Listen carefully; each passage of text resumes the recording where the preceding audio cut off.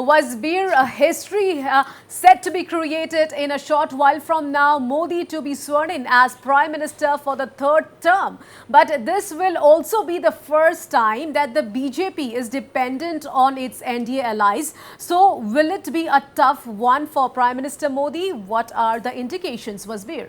Absolutely, Priya. 9th June 2024 is definitely going to be a historic day because Narendra Modi has become only the only the second Prime Minister in the country after Pandit Nehru to be sworn in as to the high post, for 3 successive terms. So therefore, it is history. Earlier, it was only Pandit Jawaharlal Nehru who was sworn in as the Prime Minister of India for 3 terms.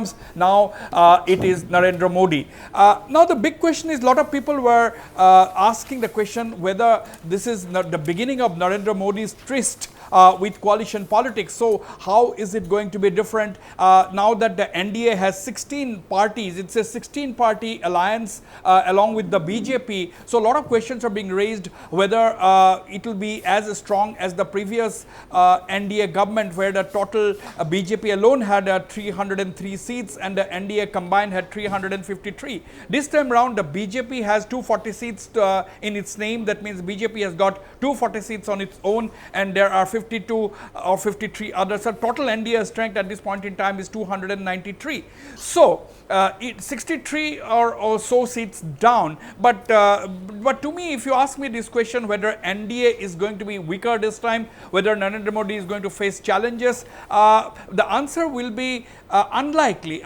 that it will be weakened, because this has become the Sabka Saath Sarkar that Modi is going to be heading now. In less than 30 minutes from now, the swearing in is going to take place at Rashtrapati Bhavan. As on the screen we are seeing these visuals, that is Rajnikant, the film star, is just walking in. Now the point is, Narendra Modi is a veteran in India's political arena. 3-time Chief Minister of Gujarat and 10 years as Prime Minister, and this is going to be his 3rd term. And this 3rd term is going to be different in the sense that he is going to lead a 16-party coalition. All the 4 top posts, Priya, which is Finance, Defence, Home and Foreign Affairs, are going to remain with the BJP. That means the top 4, all these will be members of the Cabinet Committee on Security. That is the highest decision-making body, the cabinet of the government, not of the party, of the government, the Cabinet Committee on Security. All these ministers will be present. That is the Finance, Defence, Home and Foreign Affairs, apart from, of course, the Prime Minister. So all the 5 top decision makers in the government will be going to be from the BJP. That is going to make a whole lot of difference. Now we are hearing that the total in the 543 member parliament, the total strength of the ministry can go up to a maximum of 81. 81 is the maximum limit. So last time around, the number of ministers were 50 something when Modi took over in the 2nd term. 2.0, the total of ministers was 50 plus.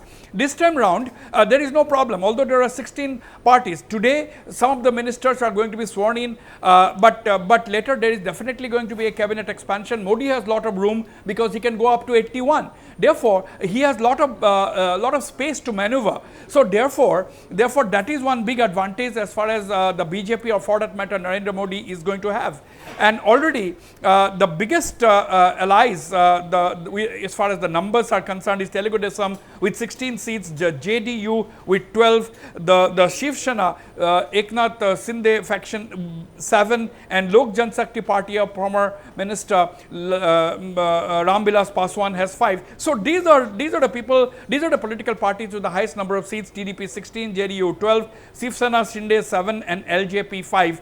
And all the leaders including Chirag Paswan of the LJP is being made ministers. Priya, I have seen, there are also a lot of firsts that I have seen this time around, because we have seen, as I said in the beginning when I started this conversation, that this is going to be a Sabka Saath cabinet that Modi is going to have. An indication to that effect we are seeing is that what surprised many is that Ravneet Singh Bittu Ravneet Singh Bittu, who had recently joined the BJP from the Congress party, he lost the elections in Punjab. Yet he got a call. We have seen those visuals earlier in the day today of Bittu's car being caught in a traffic snarl in New Delhi, and he getting out of the car, leaving the car behind, running into the Prime Minister's residence to attend that morning meeting over a cup of tea that Prime Minister had called. He was there. So he himself said that the fact that I have been invited to join the Modi cabinet despite the fact that I have lost the elections indicates that Prime Minister Modi has a special focus on as far as Punjab is concerned. Also, he has expressed his gratitude. Now, take the case of Assam. There are, out of the 14 seats, BJP on its own had won 9 seats and its alliance partners had won 2. That means out of 14, BJP and its allies, that is the NDA, had won 11 seats, BJP winning 9 seats on its own. Yet, the surprising factor was that apart from Sarbananda Sonowal, the other person, the other leader to get a berth in the Modi 3.0 cabinet was the Rajya Sabha MP from Assam, Pabitra Margharita. Now, that is also surprising. Is Prime Minister Modi trying to give a message there?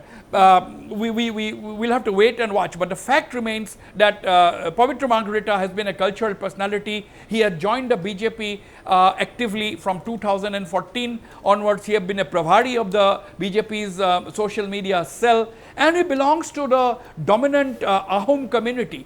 The Ahoms, as we all know, ruled Assam for 600 years starting 1228. So, this is the background from where Pabitra Margharita comes. Sarbananda Sonowal, of course, has proved his mettle as the Chief Minister of Assam for 5 years and then going to the Union Cabinet, joining Modi second term. So, these are some of the surprises that we have seen. And another surprises we have seen is that all the alliance partners, whether it is Apna Dal party, which has got very few MPs, less than I think if I'm not mistaken, they have just 1 or 2 member of parliament. They have just 1 member of parliament in the form of they have just one.